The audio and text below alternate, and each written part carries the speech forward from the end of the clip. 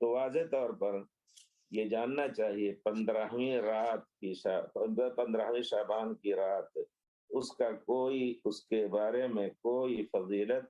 صحیح احادیث سے کسی خاص کام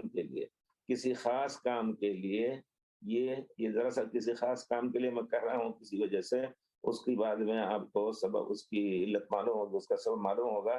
کہ 15ویں شعبان کا روزہ یا 15ویں شعبان کی قیام اللیل یا اس میں عمرہ یا اس کو خاص حیثیت دے کر کے کوئی کام کرنا کسی صحیح احادیث سے ثابت نہیں ہے۔ پورے طور پر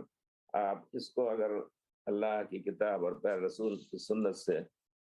اپنا دین لے رہے ہیں تو آپ کے لیے اس میں کوئی جگہ نہیں۔ ہاں، جن لوگوں کا دین اپنے ذوق سے ہے یا اپنے مشائخ کے اقوال پر ہے، لفظ بزرگوں کا بھی استعمال کرتے ہیں، بزرگوں کا طریقہ رہا ہے، جو بزرگ بیعت اور دوسری چیزیں کرتے رہتے ہیں، ان کے پیچھے جو کچھ کہہ دیا اسی کو دین انہوں نے سمجھا، ان کا یہ طریقہ تو ہو سکتا ہے، لیکن جن کو اللہ نے ہدایت دی ہے اپنی کتاب کو سمجھنے یا اپنی کتاب کو پوچھ کر کے پیارے رسول کے سنت کو پوچھ کر کے عمل کرنے کی، تو ان کے لیے اس میں کوئی جگہ نہیں۔